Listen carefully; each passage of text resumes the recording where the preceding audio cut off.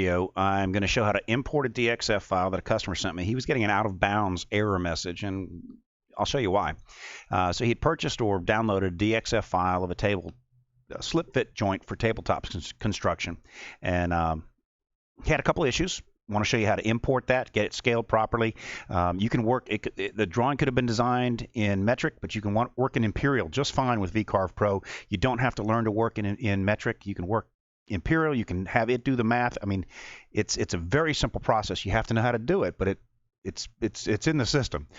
So work the way you want to think. If you think with imperial measurements, that's not a problem. Do that and send it out to the machine and have it work for you.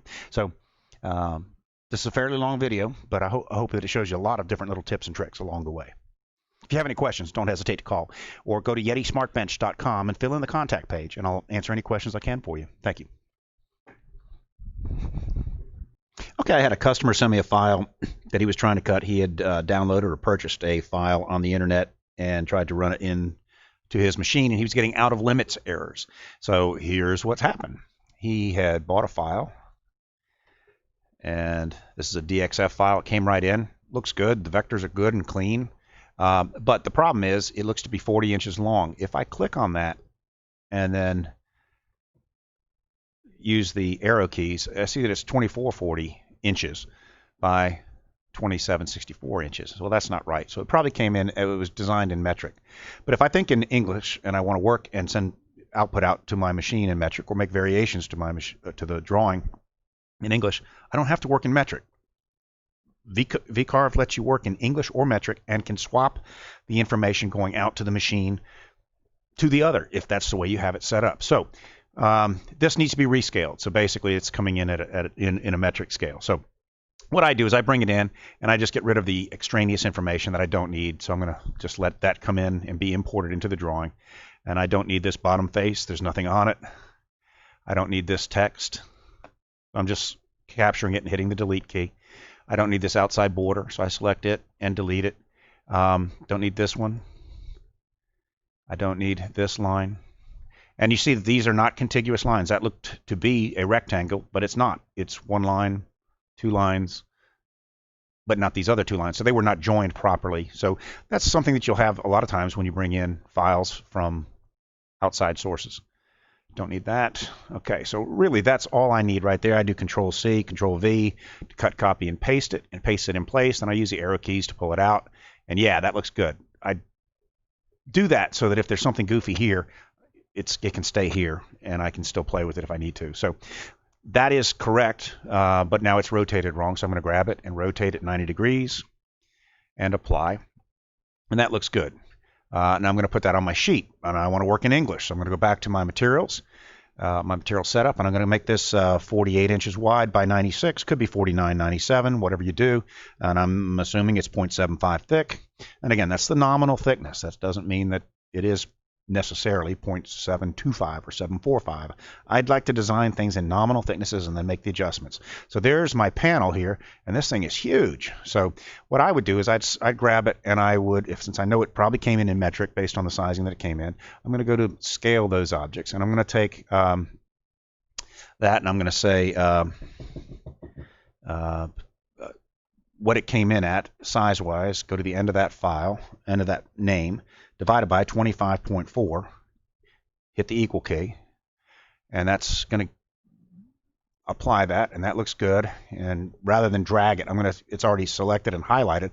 I'm going to go to my transform and align it to the material, and there we are. Now I zoom in. Now that looks good. We're approximately correct. So I'm going to zoom in. I'm going to select a joint that I want to work with, and I'm going to measure this to see if it is approximately 0.5 inches. So I may have to make another allowance there on the scale. So I'm going to zoom in till that basically is filling my screen. And I'm going to come from here with the drawing tool, left button, and left button, and that's showing 0.8279. So I still have to modify this a little bit. So I'm going to scale out, draw out a little bit, highlight everything. So then I'm going to come back in here and scale it. And as a scale, I'm going to say 0.75 divided by 0.8269. I don't remember what the number was. I'm sorry. Jeez. Equals.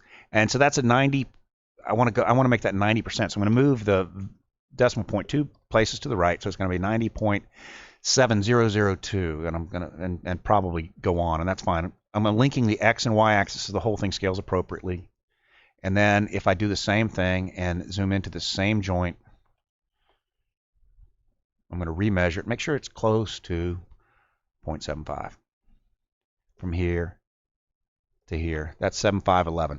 That's close enough for me. I could rescale it, but I don't need to because I'm going to have to do a tool allowance anyway to get this slip fit joint to work properly. So drawn at 0.75 nominally, that's close enough. I'm going to not try to screw with everything and get the scale just right. I'm going to do a tooling allowance, a pocketing allowance. I find it much easier. So first I need to test, before I cut this whole panel out, I need to test and make sure it fits properly. So what I do is I usually select one of the joints, come back, so I'm going to select this, do Control-C to copy it, Control-V to paste it, which puts it in the exact same spot. Then I'm just going to copy that joint and roll it up using the arrow keys up to here. And then I'm going to hit the right button and go to node mode. Now node mode is going to show me if I zoom way in. These are all different points that are part of that vector that help make sure the curve is nice and smooth and things like that.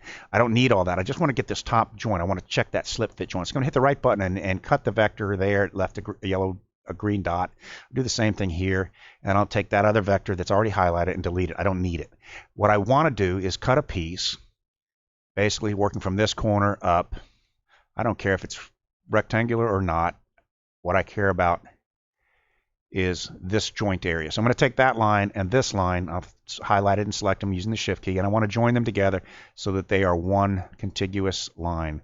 So if I select this, it's going to be all the way through, because I'm going to cut apart. I'm going to do a rectangle that's here, and that's just a reference rectangle. That's going to give me the thickness of my material, whatever it is, and I need that part to fit inside this slip fit joint. Now, this came pre-designed with the cleanouts for the slip fit joint. I'm going to review this real quick. If I take that part and put it in, basically I'm going to have a piece of material in this joint, right? So this is my material that's going to be slipping into that joint, and it may have some overlap depending on the teeth, how it's set up. But the idea is with these is that a cutter can come in here and clear that out. If we didn't do that, what happens is, get a 0.125 radius. So we're using a 1/4 inch tool. I'm sorry, let's do a 0.25. Diameter of the tool will be 0.25. So if I'm coming in here with a 1/4 inch radius tool, I need to make sure that that's my tool. Let me get back to a pointer arrow so I can select it and move it around. So if I've got that, you'll see that it can't really fit into the design that they had. It's too small. So that cutter would have to come around here, maybe able to do a little bit of a divot, but it wouldn't clean out this upper corner. There still would be, this is a bit of an exaggeration, but there would still be this amount of garbage in there that couldn't be cut. It's actually more like that. But this whole area here would not be cut out because the tool can't get there. So I need to use a smaller tool. And another way, I'll show you another way to look at that. But that's what these cutouts are at the end. They can be at the end, they can be at the bottom of the cut. It doesn't matter. But the idea is that it will clean out and allow us a rectangular piece to fit in there nice and clean. So I'm going to take out the drawings that I just did. So what I want to do is cut this piece out and cut this piece out, and then fit them together and see how tight they are going in.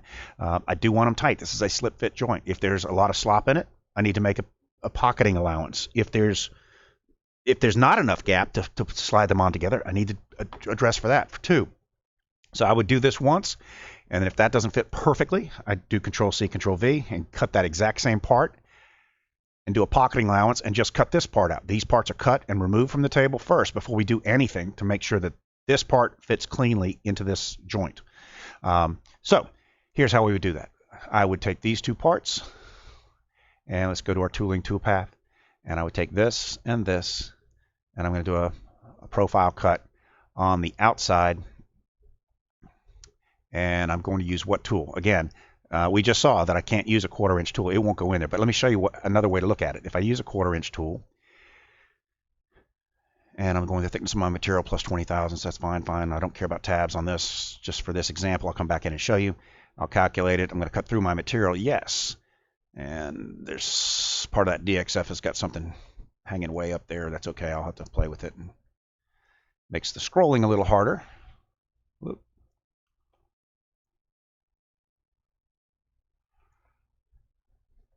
So reset the preview all. So there's our cutouts. Now what I want to show is how this thing's going to look. I like to show my tool bathing, turn that off and on. Turn it on here. Okay, so that shows the center of my tool as it's making its passes. That's okay, but I like to do this one instead. That shows the outline of the entire cutter. It shows the edge of this cutter is up against that vector line. It overcuts it and comes back and leaves the cutter all the way against the line. That's exactly what I want. And when I'm here, it shows that it comes in, but it's not able with the 1/4 inch bit to go as deep as the vectors had designed it, because it would be hitting it and cleaning that out. So it stops. It goes as far as it can and stops. So that shows me that if this is important, if this little extra material right here is important to have gone, I need to use a smaller cutter. Well, I can do that. But one other thing that this lets me do is adjust my slip fit joint. So I'm going to do two things. I'm going to show how to make that offset allowance. So say I put the material in and my material is actually, say it's 0.72 thick rather than 0.75. So this cut here is going to be way too large by 30 thousandths. But I'm not going to do the math. I'm going to let it show me how to do stuff. So if I do a 0.020, that's 20 thousandths allowance. Test cut 1. It warns me that it's too thick, but look at what it did. So that pulls the edge of the cutter off of the vector geometry by 20 thousandths on each side. So that makes that cut now is going to be smaller. So hopefully the plywood will fit in there tighter. So we can adjust this positive or negative on either side of the line, depending on what we need. So having something drawn with that's going to be a slip fit, it doesn't matter whether it's drawn 0.75, 0.72, just get it the nominal size. Well, that's the way I think anyway. And then I'll adjust it to make the fit work, because I have to adjust it based on my tools. I can put two different 1/4 inch cutters in there, and sadly, they're not going to cut the same joint. They're not going to be exactly the same for a slip fit joint to fit the same way. That's proven in many cases anyway. So that gives me two things. I see that if I want this dog bone to be all the way cut out, I need to use a smaller cutter, smaller radius bit or diameter bit. And I can do this tooling allowance to make this joint fit from a nominal size drawing. And to me, that's the key. So I'd go back into this. I would change to a different bit. That pops up. I'll do an 1/8 inch bit. I'm not going to play with the feeds and speeds, but I will change the number of passes. So I'm just going to say do this in 7 passes with an 1/8 inch cutter and just do it at a fairly high speed. I don't remember what it was set at. It doesn't matter to me. For this example, I would add tabs appropriately. I'll do those later. It warns me that it's going to cut through, and there we are. Now it fit in there cleanly, so a rectangular part can fit cleanly all the way into this joint because it has cleared out this extra bit at the edge of the dog bone. So do that first, this part and this part together. Recalculate it. All good. If you don't like the fit of the joint, do this one. I don't need to recut this one. This was just for the thickness of the material to slide into that joint. And so on this one, I can adjust my pocket allowance to 0.25 or whatever. And if we look at that, that'll be a little bit tighter in that joint, a little bit more offset toward the inside of that line. Sorry, I didn't select it. So for that one, I want to unselect these two. They're already cut. I don't want to waste time cutting air, but I'm going to do the 0.25.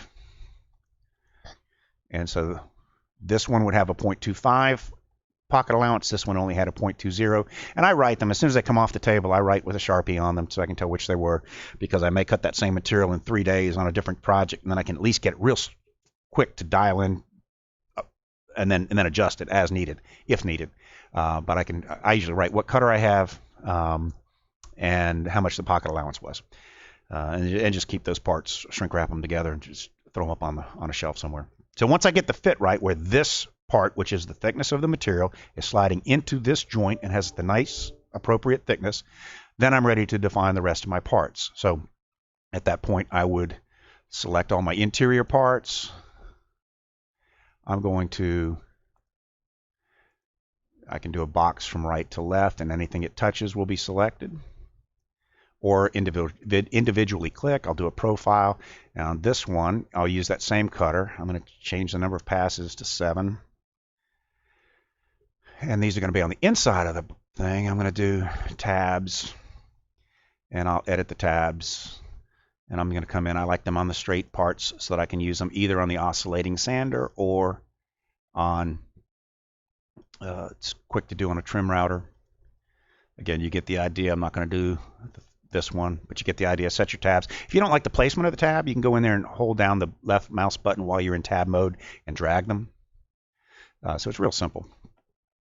So I've set my tabs on 2 out of the 3 parts. Just skip the other. And I want to do a ramp in because it's a small cutter. And that'll be fine. And so this is my profile inside parts. Inside cuts. Makes sense.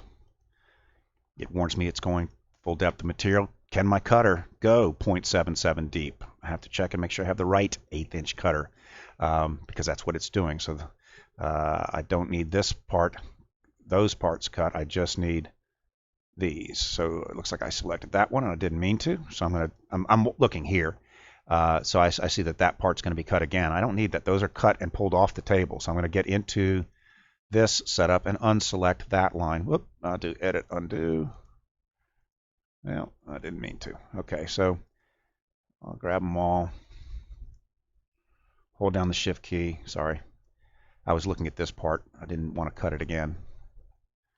And there we go. I'm going to select that. That will deselect it because I'm holding down the shift key. That's all interior parts. And again, these would be tabbed, but I'm not going to take the time to do it now. So recalculate. And now these are what's going to be cut with that. That's good. I didn't have any, air passes up here. No sense in wasting time. So I'm going to need the same allowance that I used on this one, this pocketing allowance, this offset of whatever I determined up here. 0.25, I guess, was the last one we used. So I'll use that and recalculate. I should have saved it. I'm going to use that same allowance. So I'm going to Control C on the profile cuts because the profile cuts need to do them too toward the inside, to allow that gap to be proper there. So now I'm going to select the outside of the parts. So I'm going to do a profile cut for this part. I'm holding down the shift key and this part. And the same depth of cut, same tool. I'm going to change the number of passes to 7. And this is going to be on the outside rather than the inside, but we're going to look at it.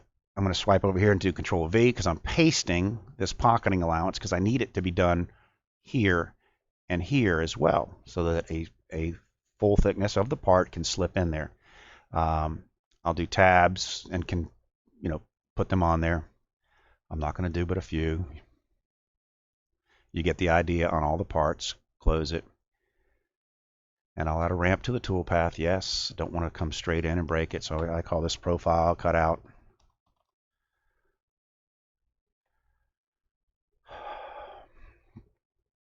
And I guess I see I didn't capture these. Now these small pockets, these are going to be, well, they could be done a couple different ways. I could use the same tool pathing for this inside cuts. I could double click on it, click, and add these. I'm going to hold down the shift key and add these.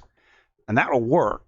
That'll work fine, but it will leave probably because of the because of the size of the cutter and the width of the part. Basically, this was a 3/4 inch cut that one of these, well, this tab right here is going to stick up through the table to the tabletop surface. So that's 3/4 inch from here to here, but I'm only using an 1/8 inch cutter. So this piece right here is going to be left. It's going to be a piece that's left in the part. Now, when I lift the part up off the table, it'll be fine. It's not going to come with it. But that may be cut loose and get caught in my dust collector. So there's one way to cut it is using the same profile of the inside cut that I'm using on all the other inside cuts. That will work, but that may rattle around and pop loose. The other way to do it would be to do it as a pocket. And I'm going to go back into that and deselect one. I'll do them both. And the other way, and so that's the way it was when we first came into it and realized that I hadn't cut those yet. The other way to do it would be to do this as a pocket. Okay, so for these tabletop tabs, the other way to do it is to do a full pocket. So here I grab that, and I'm going to start at the top, and I'll go the thickness of my material plus 20 thousandths or whatever. And I'll pick the tool. It's an 1/8 inch end mill. And I will ramp. The plunge moves in, and I'm going to do a pocket allowance, Control V, the same allowance that I'm having because I don't want it to go edge to edge. It would be too sloppy. And I will say pocket tabs at top. And calculate. I have to select vectors. Boom, boom. Got them both, and calculate. It's going to warn us that it's cutting through. Yes, it is. And then it's going to go to town. And now it shows us, rather than just a single line in the blue, it's dusting the whole thing. So it's going to come through, and if I turn that to the other way, it's showing how many passes, how many cuts it's going to make based on how many step overs I had. And again, I can go back in there and edit all of that. My goal is to keep this simple, and I'm showing so many different techniques. So I'm going to edit let's go 40% step over. That's okay. But I do want to do more passes in depth. So that's going to add quite a bit of machining time. It's okay. I let this thing machine, and I'm doing other things. I'm on the phone. I'm not babysitting this thing. You shouldn't have to. Okay. So then I will look at, okay, I don't need this anymore. This is these cuts. They're already cutting off the table. I could delete that. I don't need it once I've made them. And I've labeled my part, so I might as well delete it before I send it. There's no sense in sending it to the machine again. So I'm going to delete that. And then I usually do a text note of the allowance. So I'd come back over here. Oh, sorry, hit Help tab by mistake. And I put used 1/8 inch end mill 0.025 allowance. Worked well. And I just move that out of the way. I'm not machining that. It's just a note. So when I open this job next time, I can see what I used as an allowance. It's also in my tool pathing, but that way I remember. If someone asks me to send them a job, I can send it to them, and they may use a different tool, but they know that I had to do a bit of an allowance on my tool, on my material, because their material is going to come in and mic differently. So that's how I do it. And then, so I'm going to do, if I look at this, I'm going to do first my inside cuts, and then I'm going to do the pockets. No, I don't want to do that. I want these tabs to be cut before I cut this part loose. And then I do that. And of course, I would have tabs there catching everything, and I didn't show setting those all up. At that point, I'm ready to send it out to the machine. I save it. These are all the same tool, so I just save the tool path, send it to the machine, and we're good to go.